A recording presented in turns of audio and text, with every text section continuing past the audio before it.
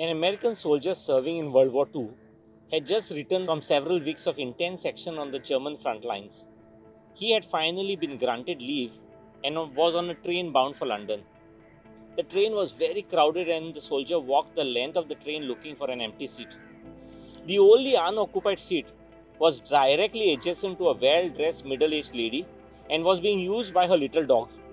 The war weary soldier asked, "Please, ma'am, may I sit in that seat?" The English woman looked down her nose at the soldier, sniffed, and said, "You Americans, you are such rude class of people. Can't you see my little Fifi is using that seat?" The soldier walked away, determined to find a place to rest, but after another trip down at the end of the train, found himself again facing the woman with the dog. Again he said, "Please, lady, may I sit there? I'm very tired." The English woman wrinkled her nose and snorted, "You Americans, not only are you rude, you also are arrogant." The soldier didn't say anything else. He leaned over, picked up that little dog, tossed it out of the window of the train, and sat down in the empty seat.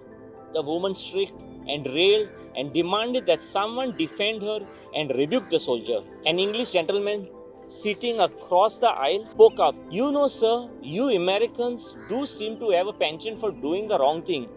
You eat holding the fork in the wrong hand, you drive your autos on the wrong side of the road, and now, sir, you've thrown the wrong bitch out of the window." Friends, we live in a world where good manners, polished, and cultured behaviors are lacking.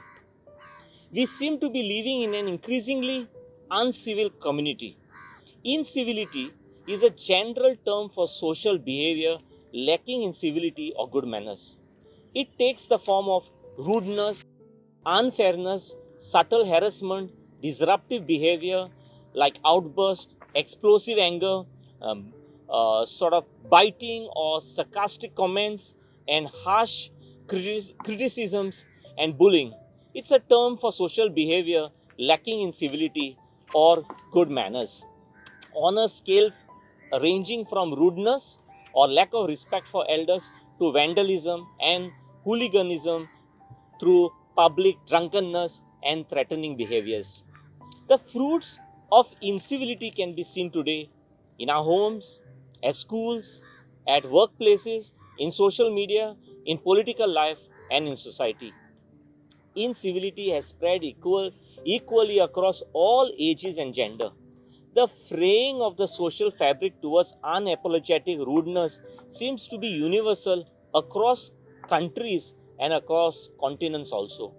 We see it in the queues for elevators where everyone pushes to enter, in queues at the check-in counters at airports, at the supermarkets, or at our workplaces, on social media too. Rudeness has become the norm. It's a part of survival for some. Niceness, civility, and politeness are seen as a weakness. Whether one realizes or not, rudeness is contagious, it spreads quicker than a virus, and often goes untreated until it affects everyone in its ambit, spreading out like a shockwave. Rudeness has cascading effect.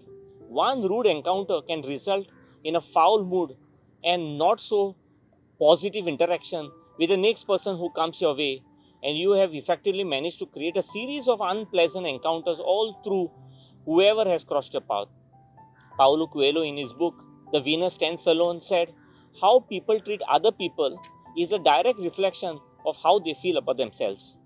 Friends, there is definitely a need for a movement to bring us back to civility as a society, and for that, we need to start with ourselves.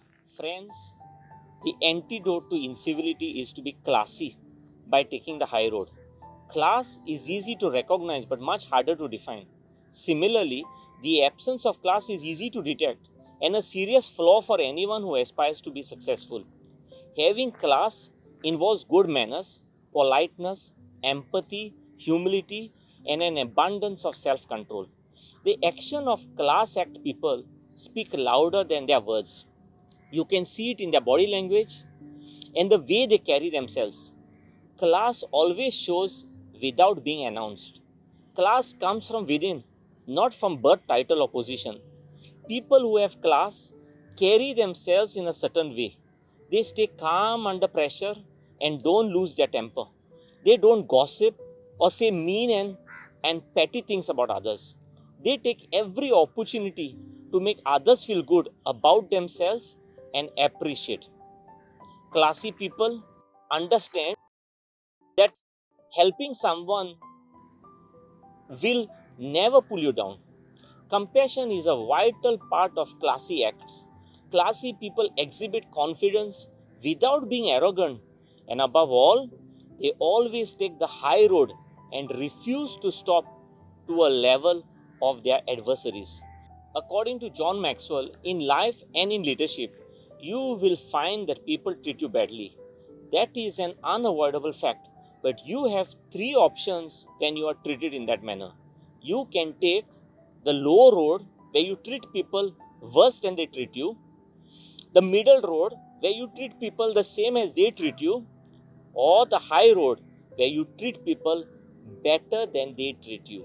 If you are a true leader, you must commit to taking the high road when others intentionally or unintentionally do you wrong.